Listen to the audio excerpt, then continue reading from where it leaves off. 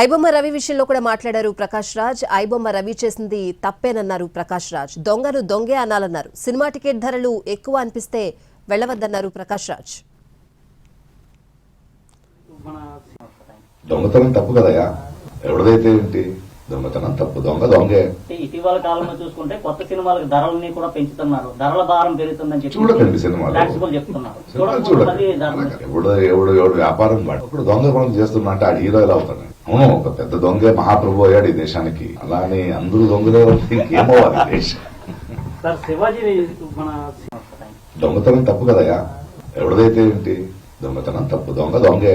ఇటీవల కాలంలో చూసుకుంటే కొత్త సినిమాలకు ధరలని కూడా పెంచుతున్నారు, ధరల భారం పెరుగుతుందని చెప్పి చూడకండి సినిమాలు, చెప్తున్నారు. చూడండి. ఎవడు వ్యాపారం వాడు ఇప్పుడు దొంగ పనులు చేస్తున్నా అంటే ఆడు హీరో ఎలా అవుతాడు? అవును, ఒక పెద్ద దొంగే మహాప్రభు అయ్యాడు ఈ దేశానికి. అలానే అందరూ దొంగలే ఇంకేమవ్వాలి దేశం. దొంగతనం తప్పు కదయా, ఎవరిదైతే ఏంటి, దొంగతనం తప్పు, దొంగ దొంగే.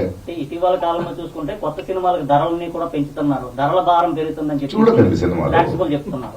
చూడండి. ఎవడు వ్యాపారం వాడు ఇప్పుడు దొంగ పనులు చేస్తున్నా అంటే ఆడు హీరో ఎలా అవుతాడు? అవును, ఒక పెద్ద దొంగే మహాప్రభు అయ్యాడు ఈ దేశానికి. అలానే అందరూ దొంగలే ఇంకేమవ్వాలి దేశం.